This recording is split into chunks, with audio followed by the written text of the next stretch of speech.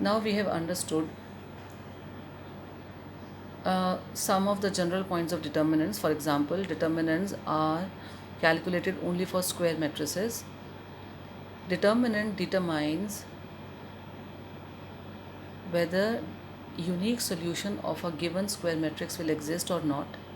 It can also determine whether inverse of a square matrix will exist or not. It depends upon if the value of the determinant is 0, then inverse of that matrix will not exist. If the determinant of a square matrix is not 0, then inverse of that matrix will exist. If the inverse exists, then unique solution of the matrix X will also exist. ये हम कर चुके हैं already. Now let us start how to calculate determinant.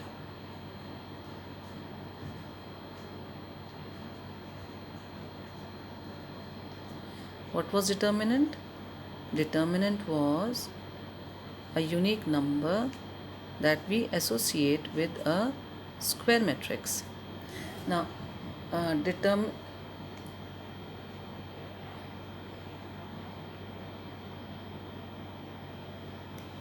Determinant को calculate करने के लिए हमें सबसे पहले ज़रूरत पड़ेगी दो चीज़ों को जानने की. One is minor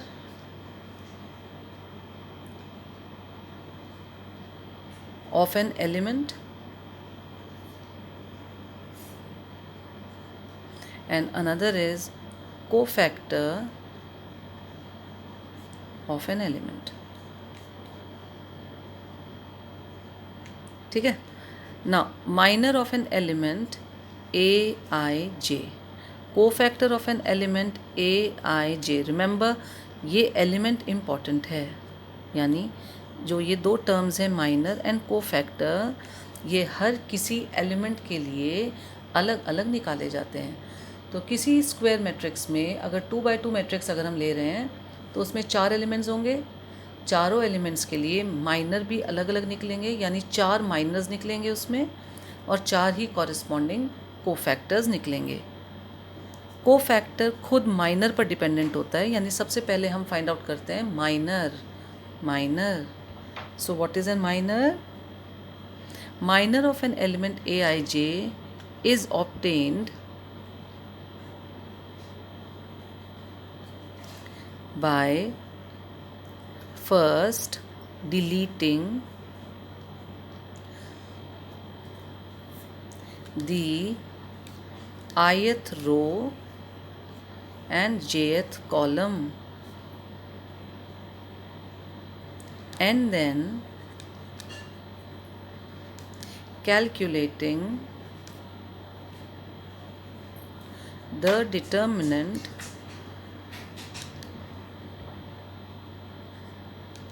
of the remaining matrix. अब इसका क्या मतलब है मैं बता रही हूँ.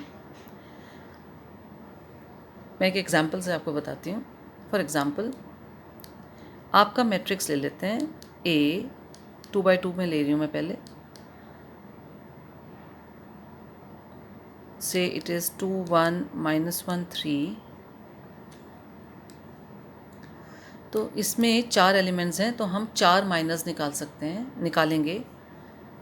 हर एलिमेंट के लिए उसका अपना माइनर होगा, अपना कोफैक्टर होगा. तो मैं इसी मैट्रिक्स से आपको माइनर निकाल कर दिखाती हूँ और इसी से फिर कॉरेस्पॉन्डिंग कोफैक्टर निकालेंगे. तो कोफैक्टर क्या है वो बता देती हूँ. माइनर क्या होता है, सबसे पहले आप Aij एलिमेंट ith रो jth कॉलम का एक एलिमेंट आपने ले लिया, उसका माइनर निकालना चाहते हैं.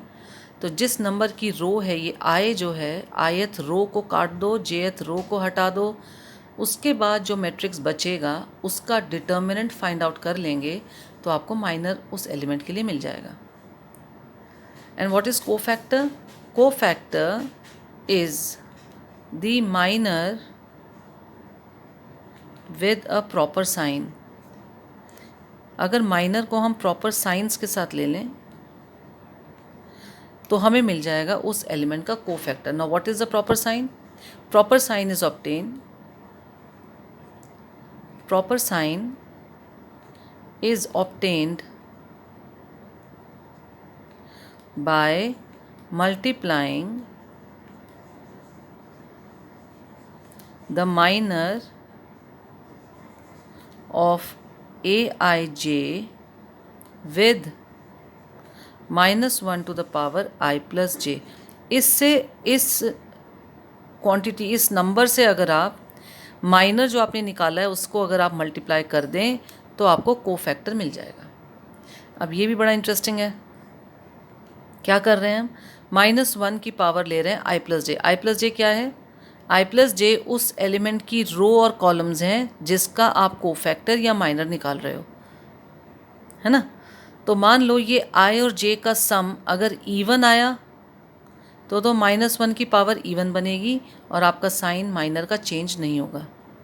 लेकिन अगर आई और जे का सम ऑड आया तो -1 की पावर ऑड बनेगी और आपके माइनर का साइन कोफैक्टर में आकर चेंज हो जाएगा. ठीक है ना. ये भी मैं करके दिखाती हूँ आपको ना. तो अब इसमें देखो ये 2x2 मैट्रिक्स है. तो ये एलिमेंट है आपका A11, ये एलिमेंट है आपका A12, ये एलिमेंट है आपका A21, ये एलिमेंट है आपका A31, sorry A22, sorry A22 element है ये. ठीक है ना. अब हम निकाल रहे हैं minor of A11, minor of the element A11. ठीक है. तो इसको लिखेंगे M11. ठीक. तो हमने इसमें क्या करना है, आपका जो मैट्रिक्स A है ना 2 1 -1 3, इसमें से फर्स्ट रो फर्स्ट कॉलम को डिलीट कर दो. फर्स्ट रो ये हटा दी, फर्स्ट कॉलम ये भी हटा दिया. ठीक है. बाकी जो मैट्रिक्स बचा, अब यहाँ तो एक सिंगल एलिमेंट ही बच रहा है. जो बाकी मैट्रिक्स बचा उसका डिटर्मिनेंट फाउंड करना होता है. तो डिटर्मिनेंट किसका निकालना है? 3 का. सिंगल एलिमेंट का डिटर्मिनेंट निकालना है. वो आपको पता ही है, सिंगल एलिमेंट का डिटर्मिनेंट वो एलिमेंट खुद होता है. So minor of A11 is only 3.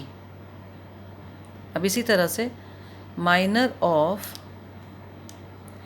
A12 will be M12 1 2 1 2. Row number है 1, कॉलम नंबर है 2. तो क्या करना है इसके लिए, आप अपना मैट्रिक्स ले लो जो ओरिजिनल मैट्रिक्स है, उसमें से फर्स्ट रो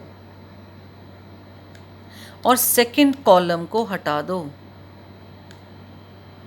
ये दोनों हटा दो. ठीक है ना. डिलीट कर दो इनको. तो क्या बचा? -1. फर्स्ट रो सेकंड कॉलम को हटा देने के बाद आपके पास जो कुछ भी बचता है उसका डिटर्मिनेंट निकालना है. तो यहाँ तो एक ही एलिमेंट बच रहा है. एक ही एलिमेंट का डिटर्मिनेंट हमें मालूम है वो एलिमेंट खुद होता है, इसलिए इसका माइनर -1 आ जाएगा. ठीक है. अब इनके कॉरेस्पॉन्डिंग मैं आपको निकाल कर दिखा रही हूँ कोफैक्टर्स. तो जब मुझे कोफैक्टर निकालना है तो कोफैक्टर में ज़्यादा मेहनत नहीं करनी होती. कोफैक्टर ऑफ A11, तो क्या करना होता है, क्या लिखा है देखो, minor with a proper sign, यानी multiply minor of Aij with this quantity. तो क्या करेंगे, A11 का कोफैक्टर, तो पहले M11 ले लो जो माइनर था, और -1 की पावर I प्लस जे 1 + 1 से इसको मल्टीप्लाई कर दो. मतलब जो आपने माइनर निकाला था ना 3, सिर्फ इसको मल्टीप्लाई करना है. -1 की पावर 1 + 1, तो ये 1 + 1 तो 2 होगा. -1 की पावर 2 इवन पावर आ गई तो ये 1 ही बन जाएगा, है ना. सो दिस इज़ -1 की पावर 2 इंटू M11 था आपका 3, तो -1 का स्क्वायर 1 होता है, तो कोफैक्टर भी 3 है. अब इसका कोफैक्टर देखो, कोफैक्टर ऑफ A12, तो ये क्या होगा, M12 तो चाहिए, माइनर तो चाहिए, और -1 की पावर 1 + 2 से माइनर को मल्टीप्लाई करेंगे. तो ये कितना बनेगा, -1 की पावर 1 + 2 कितना हो गया 3. M12 का आंसर आप ऑलरेडी निकाल चुके हो, -1. -1 की पावर क्योंकि ऑड है तो ये आपको -1 ही आंसर देगा, और इसको मल्टीप्लाई -1 2 से कर रहे हैं, -1, यानी को फैक्टर हो गया 1। तो अगर आप इसको जल्दी से करना चाहें तो कैसे करेंगे, आप माइनस निकालिए, ठीक है।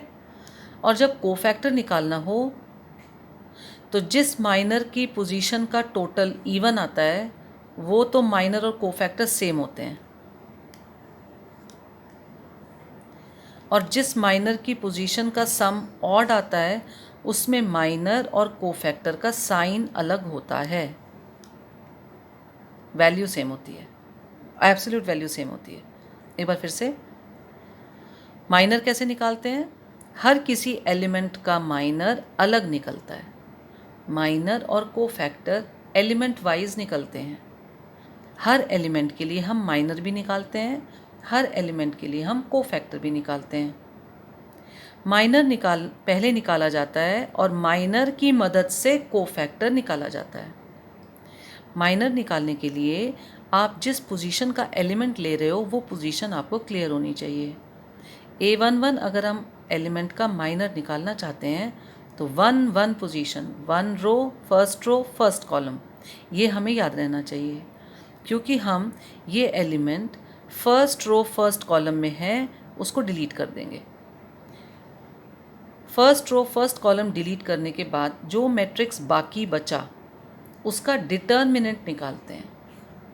अब यहाँ तो एक ही एलिमेंट बच रहा है, एक ही एलिमेंट का डिटर्मिनेंट वो एलिमेंट खुद होगा, तो माइनर ऑफ 1 1 इज़ 3।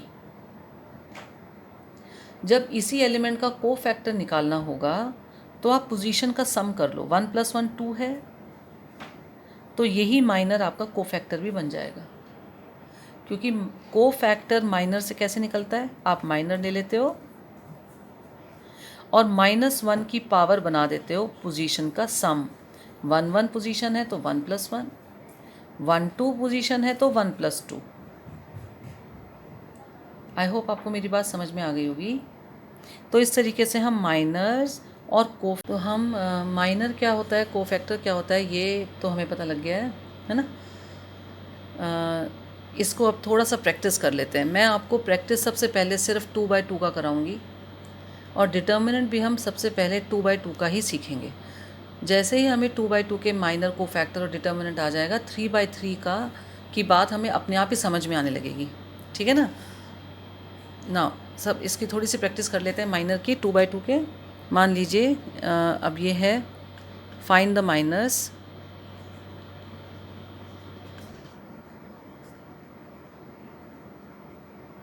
एंड को फैक्टर्स। तो मैं दो मैट्रिसेस में जो 2/2 स्क्वायर मैट्रिसेस हैं उसमें आपको प्रैक्टिस करा देती हूँ। मान लीजिए आपका मैट्रिक्स है ये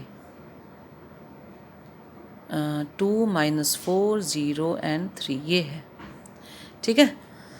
तो इसमें ये पोजीशन है आपकी A11, ये पोजीशन है आपकी A12, ये पोजीशन है A21, ये पोजीशन है A22। 4 पोजीशंस हैं, तो 4 ही माइनर्स होंगे, 4 ही को फैक्टर्स होंगे। तो माइनर्स को रिप्रेजेंट करते हैं M11 से, को फैक्टर्स को रिप्रेजेंट करते हैं A11 से। सबसे पहले माइनस फाइंड आउट किए जाते हैं, क्योंकि को फैक्टर्स माइनस की ही मदद से निकलते हैं। तो कैसे निकलते हैं को फैक्टर्स, -1 की पावर में ये दोनों पोजीशन ऐड कर दो और मल्टीप्लाई कर दो कॉरिस्पॉन्डिंग माइनस के साथ। सो M11 निकलेगा, फिर M12, M21, M22। तो यहाँ पर भी को फैक्टर 1 2, को फैक्टर 2 1, को फैक्टर 2 2। तो -1 की पावर पोजीशंस ऐड कर दो, और यहाँ पर माइनर 1 2, -1 की पावर पोजीशन ऐड कर दो, माइनर 2 1, -1 की पावर पोजीशन ऐड कर दो, माइनर 2 2, ठीक है। अब माइनर कैसे निकालते हैं, माइनर निकालने के लिए रो और कॉलम को डिलीट किया जाता है। कौन से रो और कॉलम, जो पोजीशन बता रही है। ये 1 रो फर्स्ट कॉलम बता रही है, तो फर्स्ट रो और फर्स्ट कॉलम को आप अपने दिमाग में इधर सोचिए कि हमने ये हटा दिया, जो बाकी बचा उसका डिटर्मिनेंट निकालते हैं, उसको एज इट इज़ नहीं लिखते, उसका डिटर्मिनेंट निकाला जाता है। तो फर्स्ट रो फर्स्ट कॉलम हटाने से हमें तो एक ही एलिमेंट मिल रहा है, इसका डिटर्मिनेंट ये खुद है, इसलिए 3 बचेगा, माइनर 1 1। माइनर 1 2 के लिए फर्स्ट रो सेकंड कॉलम को आप डिलीट कर दीजिए, first row second column, first row second column, बचा 0, इसका डिटर्मिनेंट 0 ही होगा। माइनर 2 1 का मतलब सेकंड रो फर्स्ट कॉलम को हटा दीजिए, second row first column, second row first column को हटा दीजिए, तो क्या बचा, सिर्फ -4, इसका डिटर्मिनेंट -4 ही होगा। देन 2 2, माइनर ऑफ 2 2 एलिमेंट, तो सेकंड रो सेकंड कॉलम हटा दीजिए, सेकंड रो सेकंड कॉलम हटा दीजिए, सेकंड रो सेकंड कॉलम, तो क्या बचा 2, इसका डिटर्मिनेंट 2 ही होगा। तो सारे चारों माइनस निकल गए। अब हम कॉरेस्पॉन्डिंग कोफैक्टर्स निकालेंगे। तो कोफैक्टर्स में कुछ नहीं होता, माइनस को प्रॉपर साइन के साथ लिखना होता है। तो पहले तो सारे माइनस लिख लो, 3 0 -4 2। अब जहाँ पर पोजीशन का सम इवन है वहाँ तो साइन चेंज मत करो, जहाँ पोजीशन का सम ऑड आता है, 1 + 2 3 होता है ना, यहाँ माइनस लगा दो। ऑल दो -0 तो 0 ही होता है, ये भी ऑड है तो ये प्लस बन जाएगा। 2 + 2 4 होता है तो ये चेंज नहीं होगा। तो कोफैक्टर्स क्या बन गए, 3 0 4 2। इसीलिए कोफैक्टर्स को कहते हैं माइनर्स विद प्रॉपर साइन। ये प्रॉपर साइन कौन बताता है, पोजीशन का सम। तो ये जो रो कॉलम्स हैं इनको ऐड कर दो, रो कॉलम को ऐड करने से अगर इवन नंबर मिले तो जो माइनर होगा वही कोफैक्टर होगा। लेकिन रो और कॉलम को ऐड करने से अगर ऑड नंबर मिलता है, जैसे यहाँ भी मिल रहा है 2 + 1 3, तो माइनर अगर नेगेटिव है तो कोफैक्टर पॉजिटिव होगा, माइनर अगर पॉजिटिव होता तो कोफैक्टर नेगेटिव होगा। ठीक है, आई होप आपको इस क्वेश्चन से बात कुछ क्लियर हो गई होगी। अब एक क्वेश्चन और मैं करा देती हूँ, उसमें ये भी मैं आपको 2x2 मैट्रिक्स के ऊपर ही अभी हम जोर देंगे। So the 2x2 matrix is 2 5 6 4। इसमें मैं सिर्फ 2 एलिमेंट्स ही निकाल देती हूँ। आपसे मैं अगर पूछूं find the minor and cofactor of 2 1, ये माइनर 2 1 निकालो तो कोफैक्टर 2 1 निकालो, एंड माइनर 2 2 निकालो और कोफैक्टर 2 2 निकालो। सो माइनर 2 1 के लिए आपको पता है रो एंड कॉलम डिलीट करने होते हैं। कौन सा रो, सेकंड रो डिलीट कर दो, फर्स्ट कॉलम डिलीट कर दो, second row and first column को डिलीट कर दो, तो आपके पास क्या बचा 5, और 5 का डिटर्मिनेंट तो 5 ही होगा। माइनर 2 2 के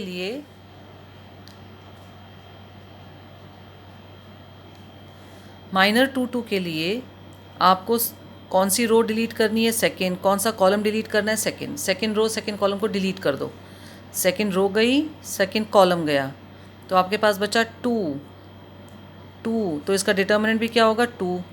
जब हम कोफैक्टर के पास आते हैं तो चाहिए तो हमें माइनर ही, लेकिन साइंस लगाने पड़ेंगे।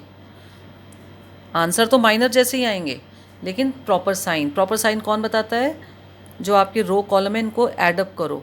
2 + 1 3 है, क्योंकि ये ऑड है तो साइन चेंज हो जाएगा। 2 + 2 इवन है, इसलिए इसका और इसका साइन चेंज नहीं होगा, ये बिल्कुल सेम होंगे। तो इस तरीके से हम माइनर और कोफैक्टर्स को निकालते हैं। तो अब हम बात करेंगे, हमने माइनस कोफैक्टर सीख लिए 2x2 मैट्रिक्स के, ठीक है। अब हम बात करेंगे डिटर्मिनेंट ऑफ 2x2 मैट्रिक्स।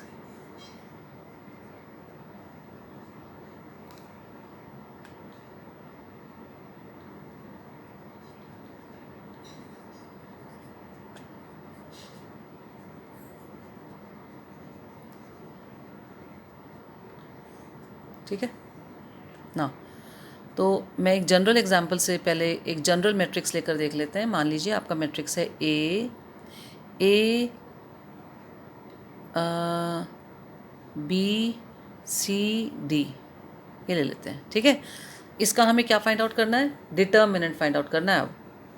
अब डिटर्मिनेंट फाइंड आउट करने में माइनर्स और कोफैक्टर्स एक्चुअली यूज़ होता है सिर्फ कोफैक्टर, लेकिन कोफैक्टर के लिए हमें पहले माइनर चाहिए होता है, इसीलिए डिटर्मिनेंट निकालने में एक्चुअली दोनों का इस्तेमाल होता है। माइनर के लिए माइनर कहाँ यूज़ होता है? कोफैक्टर में, और कोफैक्टर कहाँ यूज़ होता है? एक्चुअली डिटर्मिनेंट में यूज़ होता है। तो डिटर्मिनेंट हमें निकालना है और माइनर कोफैक्टर हम सीख चुके हैं। अब देखो, अब करेंगे क्या? इसका सबसे पहला स्टेप होता है डिसाइड द रो और column by which you want to expand.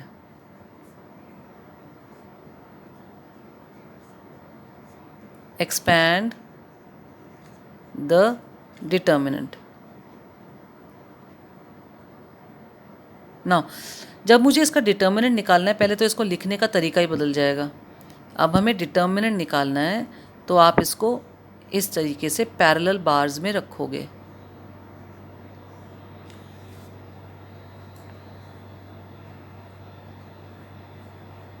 तो सबसे पहला काम क्या है? आप पहले डिसाइड करो कि इसमें आपने कौन सी रो लेनी है जहाँ से इसको एक्सपैंड करना है, या कौन सा कॉलम लेना है जहाँ से आपने इस डिटर्मिनेंट को एक्सपैंड करना है।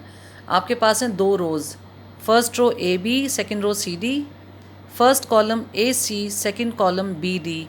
आप चारों में से किसी से भी एक्सपैंड कर सकते हो, ठीक है। मैं आपको एक रो और एक कॉलम से एक्सपैंड करके दिखा दूँगी, आप कहीं से भी एक्सपैंड करिए, आपको आंसर्स सेम मिलेंगे। जब आप ये डिसाइड कर लें तो आपका डिटर्मिनेंट कैसे निकलेगा, इसका फॉर्मूला क्या होता है, मेथड क्या होता है? The determinant of A is actually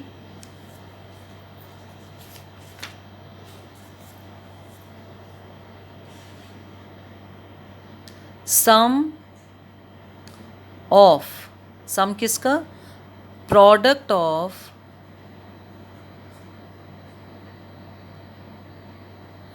elements of that row, जो भी आपने डिसाइड किया है, या column, by their corresponding cofactors.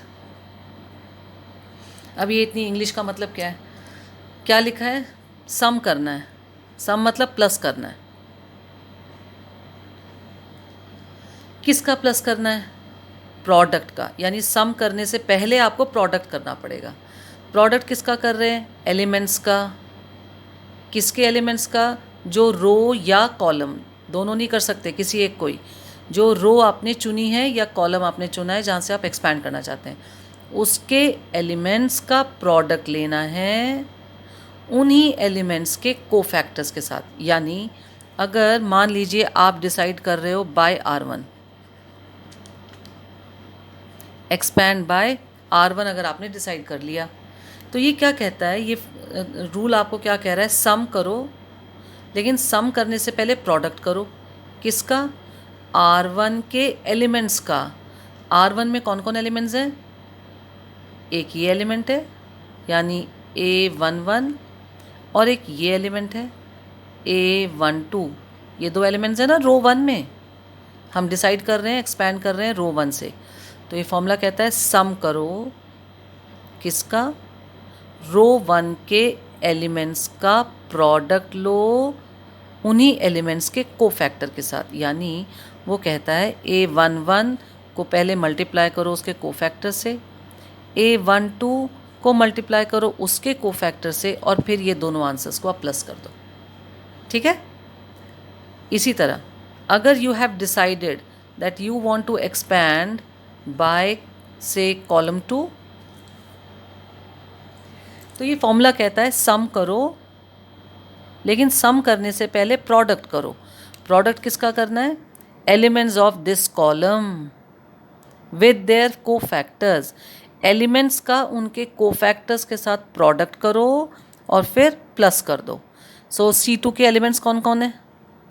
मैं अंडरलाइन कर रही हूँ उनको। C2 कॉलम 2 के एलिमेंट्स हैं B और D। B का पोजीशन तो आपको पता ही है A12, D का पोजीशन है A22।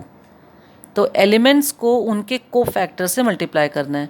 यानी A12 को मल्टीप्लाई कर दो कैपिटल A12 से, A22 को मल्टीप्लाई कर दो उसके कोफैक्टर से, और दोनों के आंसर्स को प्लस कर दो। समझ में आया क्या करना है? आपने पहले या तो आप रो 1 कोई भी रो सिलेक्ट कर लो, कोई भी कॉलम सिलेक्ट कर लो, आपकी अपनी मर्जी है। उसके बाद डिटर्मिनेंट निकालने के लिए आपने क्या करना होता है, उस रो में या उस कॉलम में जो भी आपने सिलेक्ट किया है उसमें जितने एलिमेंट्स हैं, जितने यहाँ 2x2 हैं तो 2-2 एलिमेंट्स हैं, 3x3 होगा तो 3-3 एलिमेंट्स होंगे, 4x4 आपके सिलेबस में नहीं है, आप चाहें तो करके देख सकते हैं।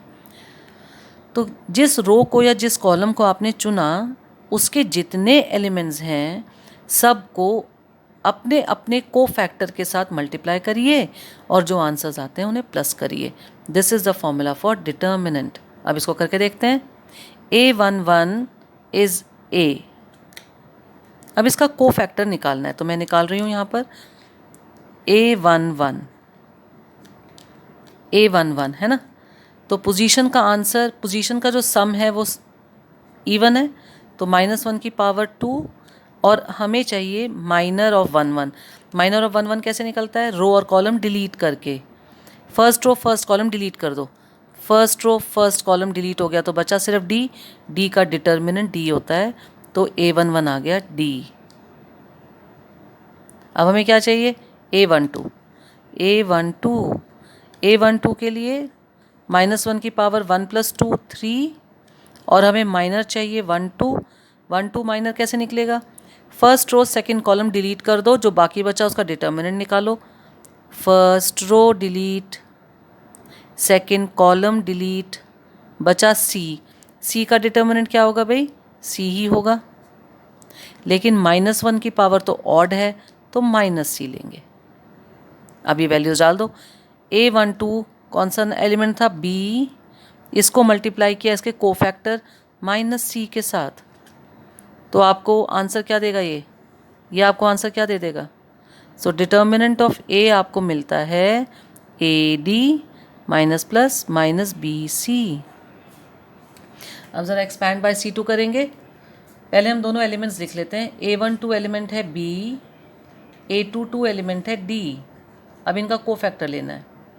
A12 कोफैक्टर हम निकाल चुके हैं, -c, यहाँ -c ही आएगा।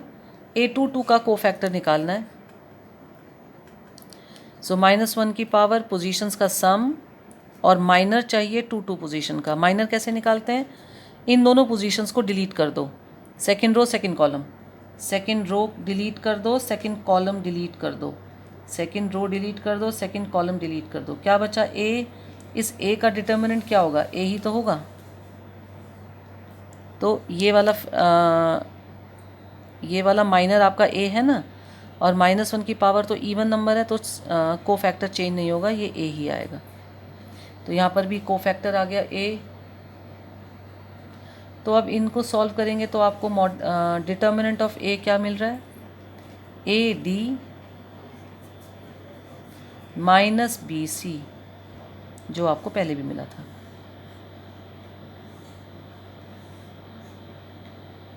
यानी आप किसी भी रो से या किसी भी कॉलम से एक्सपैंड कर लीजिए, आपको सेम डिटर्मिनेंट मिलने वाला है।